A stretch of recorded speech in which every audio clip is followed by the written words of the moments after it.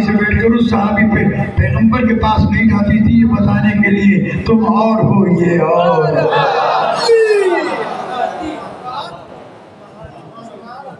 تم جیسا نہیں. تو جس بات کا مکھی کو پتا ہو اس کا ملا کو پتا نہیں، اس سے بھی زیادہ کمزور ہے. اللہ نے اپنے حبیب کو کائنات کا اقتدار دے کے بھیجا دنیا کو بتانے کے لیے کہ سنو میرے محمد کو پہچانو. اگر یہ زمین پر کھڑے ہو کر چاہے اشارہ کرے تو ڈوبا ہوا سورج پلٹے گا. آپ کا عقیدہ ہے نہیں؟ بس آخری باتیں سن لیجیے پیغمبر کی. یہ جو سورج پلٹا تھا صرف سورج پلٹا تھا. یہ میرے سامنے جوان بیٹھے ہیں پڑھے لکھے، انہوں نے سائنس پڑھی ہے، وہ جانتے ہیں کہ سورج اکیلا نہیں جلتا، اس کے ساتھ پورا نظام شمسی ہے، 7 سیاروں پر مشتمل ہے یا نہیں؟ پڑھے لکھے آدمی بولے گردن نہ ہلائے، منہ سے بولے مجھے بتائیں آپ نے پڑھا ہے نظام شمسی ہے. ان کے درمیان قوت کشش ہے جو قریب رکھتی ہے، قوت دفع ہے جو دور رکھتی ہے. اگر ان کے فاصلے کم اور زیادہ ہو جائیں تو یہ ایک دوسرے سے ٹکرا کے تباہ ہو جائیں. نہ یہ دور ہو سکتے ہیں نہ قریب. یہ تو نظام شمسی چل رہا ہے 7 سیاروں کے گرد. تو پیغمبر نے انگلی کے اشارے سے سورج پلٹایا تھا تو سورج نہیں پورا نظام شمسی پلٹایا تاکہ دنیا سمجھ لے جسے رحمت للعالمین بنایا ہے وہ عام نہیں. پورا نظام شمسی پلٹا. یہاں تک سرور کائنات نے انگلی کے اشارے سے سورج پلٹایا. چاہا تو انگلی کا اشارہ کیا چاند کو 2 ٹکڑے کر دیا. کنکریاں ہاتھوں پہ آئیں،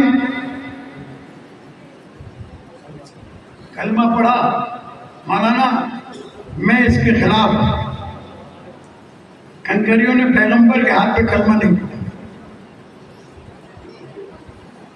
اب پتہ نہیں آپ کیا سوچ رہے ہو. خدا کی قسم یہ غلط ہے. پیغمبر کے ہاتھوں پر کنکریوں نے کلمہ نہیں پڑھا. اگر میں اس کو صحیح مان لوں تو قرآن کی آیت کہاں لے جاؤں؟ یسبح للہ ما فی السماوات و ما فی الارض. زمین و آسمان کی ہر شے تسبیح کرتی ہے اللہ کی. کیا یہ کنکریاں تسبیح نہیں کرتی تھی؟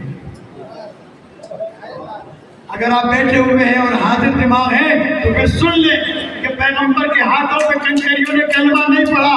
یہ دست محمد کا اعجاز تھا. وہ آواز جو آپ کے کانوں تک نہیں آتی یہاں آ کر وہ آواز آپ کے کانوں تک.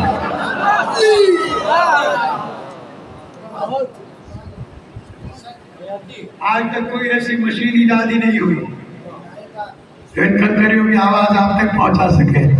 اللہ نے کہا جسے میں نے رحمت للعالمین بنایا ہے اس کے ہاتھوں پر. تو اگر محمد کے ہاتھوں پر آ کر کنکریاں تسبیح کی آواز آپ کے کانوں تک پہنچا دیں تو پھر اگر اس محمد کے ہاتھوں پر علی قرآن پڑھنے لگے تو تعجب کی بات کیا ہے؟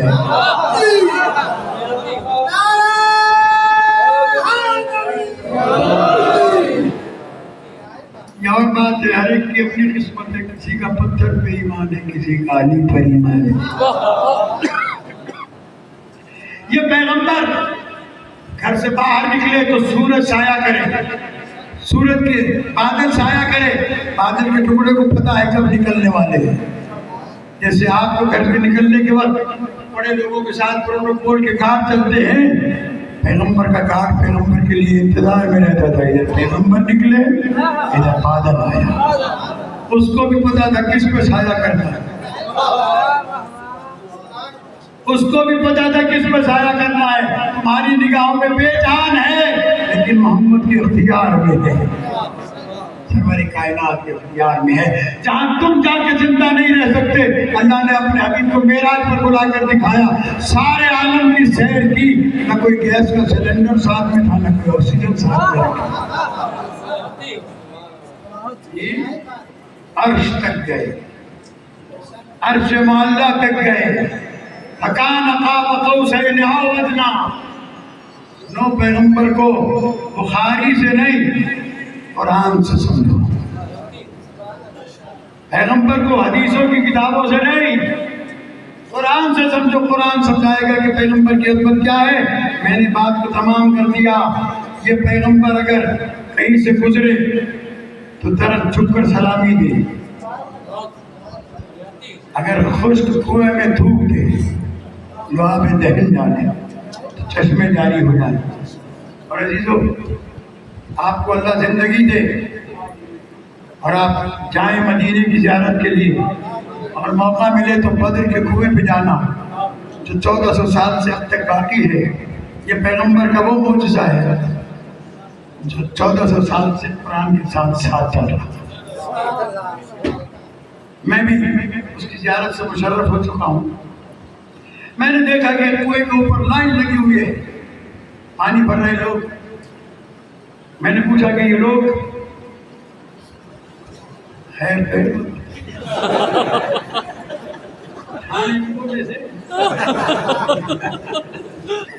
سلوات پڑھے بابا علیہ محمد و آل محمد۔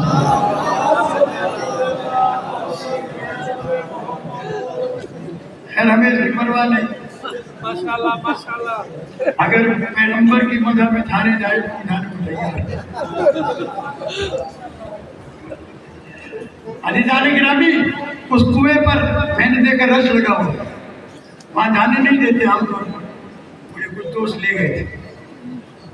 میں نے پوچھا یہ کیا ہے؟ کہنے لگے یہ بدر والا کنواں ہے۔ کہا یہ ڈول لے کر، یہ کین لے کر لوگ کھڑے ہوئے، اس کنویں کا پانی شفا بنتا ہے، پاکستان لے جاتے ہیں، ہندوستان لے جاتے ہیں، دنیا بھر میں لے جاتے ہیں، یہ کینسر کے مریضوں کے لیے شفا ہے۔ میں جملہ کہنے جا رہا ہوں، اگر آپ بیدار ہیں بس میں اس کے بعد نہیں پڑھوں گا، ورنہ میں ساری رات بھی پڑھتا رہوں تو خدا کی قسم اس حبیب کے قصیدے ختم ہونے والے نہیں ہیں۔ پورا قرآن قصیدہ ہے میرے پیغمبر کا۔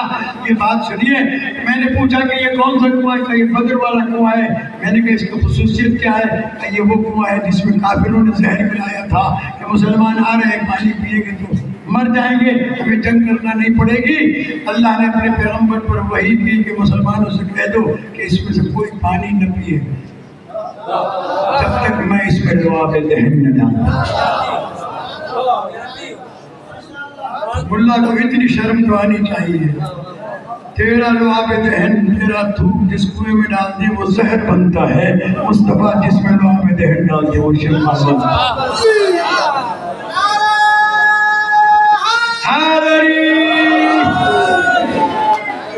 آپ کی محبتیں، آپ کی شفقتیں، آپ کا پیار مجھے اس بات کی اجازت تو نہیں دیتا کہ اجازت لوں، اور ایک شعر پڑھ کر ختم کر دیتا ہوں کہ شب بھر بھی اگر ذکر ہو مولا کا تو کیا ہے، صدیوں کو بھی جب وقت کی تنگی کا گلا ہے۔ ارے اللہ، ہم نے تیرے حبیب کا ذکر کیا، آج اپنے حبیب کی ولادت کی خوشی میں، کیونکہ ہمارے دنیا کے بادشاہوں کا بھی دستور یہی ہے کہ جب عید کا دن آتا ہے ہمارے دنیا کے بادشاہ معاف کرتے ہیں گناہوں کو، اور قیدیوں کی سزائیں معاف کی جاتی ہیں۔ ایسا ہے یا نہیں بھائی؟ ایسا ہے نا؟ ہاں سلام پڑھیں۔